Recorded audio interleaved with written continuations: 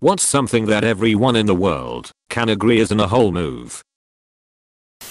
Publishing a new version of a textbook with a few dozen changes, charging $350 for it, and making the current version the required book for the class. I torrented my ethics textbook. This may be the greatest 5-word sentence in the history of ever. Blocking someone's driveway. Guy parked his BMW 7 Series blocking the entrance to the underground parking of my building. I called 311, the city's local helpline, to report it. 3 minutes later a tow truck showed up. As the tow truck pulled away, Buddy comes running out of the restaurant in his pinstripes and chases after it as the truck drove down the block. Truck kept going. Good. Abusing animals. Special place in hell for those people. Hiding the close button on ads. Making impossibly hard to cancel subscriptions. Or making a fake close button that actually opens the ad. Or constantly moving the position of where the close button is, so you have to search for it each time. Wikipedia. Ads on fandom.com, previously known as Wikia, are awful. I hate the fandom sites. Why would anybody want to them? It's not hard to create a wiki type website that isn't cancer for users. Charging extra fees for online ticket purchases. Convenience fee. Convenient way to rip me off. You can't charge a convenience fee if it's the only way I can buy the ticket. Looking at you. Ticketmaster. Get ready to see a complaint about us on social media fee on your next purchase. And if they keep it up they'll get slapped with the asking too many questions fee. Lowering a wage from what was promised in the job description. Or hiring someone telling them they'd be working full time and then telling them 2 days into work that they'd actually just be a floater for when anyone called in sick. I quit after 3 days. I want you to be available at any time, but not actually working most of the time. You only get paid when you work. What a great deal.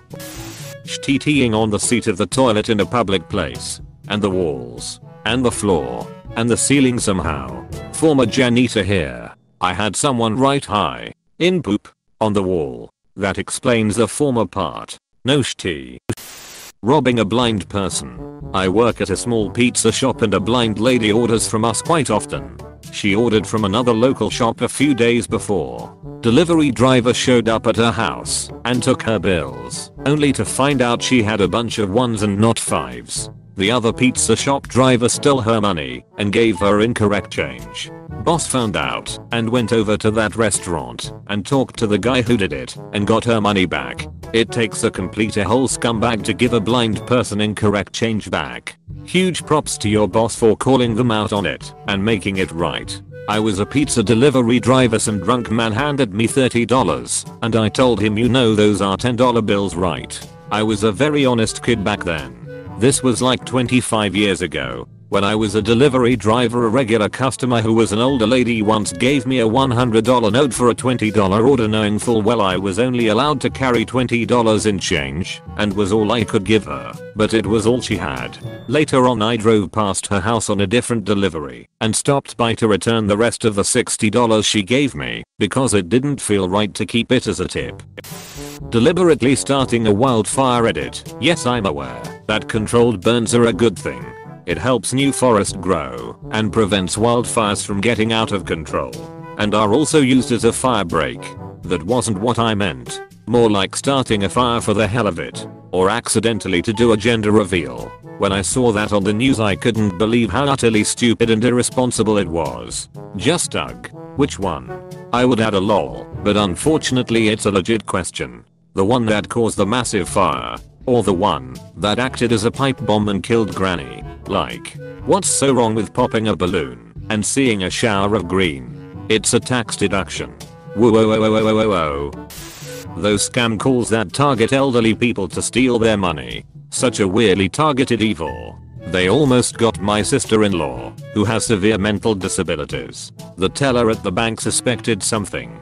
Good on that teller.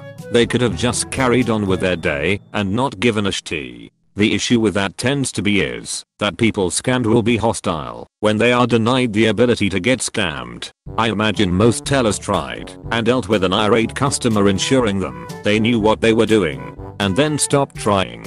I watched in YouTube that some scammers will even lock their computer like a hostage. Of course some will be hysterical, given that there are some important documents, or they even resort in extortion. Beating and robbing old people. I'll add any helpless person. Elderly, child and disabled abuse is so sick. Or just people in general. Yeah, I'm not either of those things, but I don't want to be beat and robbed from PLZ. Thanks. Getting mad at a cashier for the store's prices. I've observed this multiple times. Or yelling at any employee in any customer service situation for things the company does that are beyond the employee's control. Had a customer like this the other day. She was mad customer care told her a product was $300 down over the phone. She asked me what the price was for a different product in store. Then got mad because it wasn't the same. You are now asking about a different product. And even if you did ask about the same one, they didn't quote sales tax because they don't know what state you're in. She had the audacity to ask if I can waive taxes. Her literal words were, "What kind of store are you running?" Stealing from someone who invites you into their home. Edit. Thank you for all the upvotes and comments. It's so sad reading about how it's mostly family and best friends who do this. It's a different kind of betrayal, especially when the stolen item or items are irreplaceable. At least my drug addict friend that I let live with me for a time never stole from me. She was stealing from others and companies, but at least not me. My fresh out of prison uncle with a drug addiction came to live with my family while I was in high school. He had the audacity to 1. Steal painkillers from my terminally ill father, pancreatic cancer, and 2. To blame it on me when confronted. My parents didn't believe him for a second and kicked him out. I didn't find out until years later. I was even shuttling him around to all his doctor appointments. My own brother and his conniving pose girlfriend of 10 or so years stole the contents of entire bottles of my father's pain medicine right after his effing hip surgery. He was completely immobile for weeks and they stole right in front of him as he slept in the home they lived in for free. Then they had the effing audacity to blame it on me, a 16-year-old that openly and aggressively expressed my disgust towards them and their constant bullshit. I have so many stories I could tell about my middle siblings like this. I'm sorry for everything you've been through, and I truly hope things are better for you now. People who neglect their pets.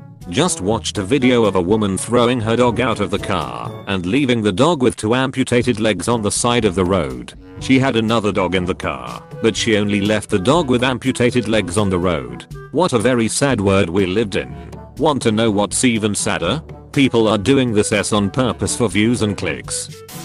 Passing somebody only to go slower than they were going. I really hate when people on a cross street pull out in front of me then drive under the speed limit. Why such a rush to get on the road then go so slow once you're on? Ugh. Especially when there's no one behind you. I can understand it if I'm at the front of a bunch of cars and cutting in front of my is your only chance to get in for a while. But if you just have to wait a couple seconds and then you can drive whatever speed you want, you're in a hole. I moved to NC and this seems to be the norm here. Like, we moved to NC a few years ago from New York and we still aren't used to driving down here.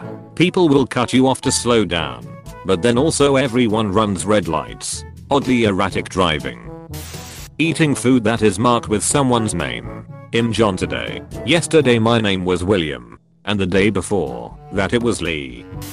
Knocking off a lesser known artist's work and making money off of it. Literally what happened to my mother in her entire career as a textile designer. It really upset her.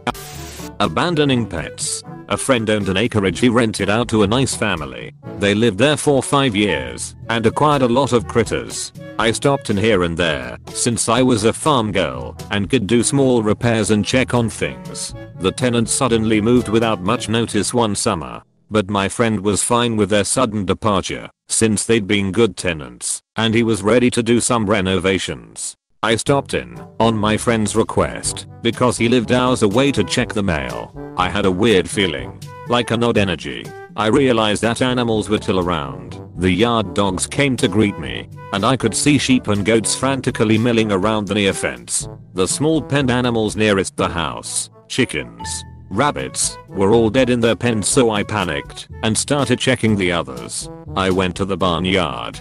The goats, sheep, barn cats, and dogs were somewhat okay, but dehydrated since they had food, but no water for at least a few days. I filled every water vesicle I could find. The horses, and one donkey, were fine since they had access to a bigger water source and had grazing. I called a friend who is a vet assistant, and we spent the afternoon rehydrating animals, and treating them for other neglect related issues. It was heartbreaking. The tenants had been gone probably 2 weeks, and didn't even bother telling anyone, not even the landlord, that they had abandoned close to 30 animals. For some, the water ran out quickly, and they died horrible deaths. For others, we came too late, and they were too dehydrated to save. One died, probably because when I gave them water to drink, they drank too quickly / too much. Most, were okay and we rehomed them once they were healthy again. If I hadn't stopped in that day, so many more would died. I was so angry. Still am. I hope you reported them. So they were charged with animal cruelty. Yes, they were reported.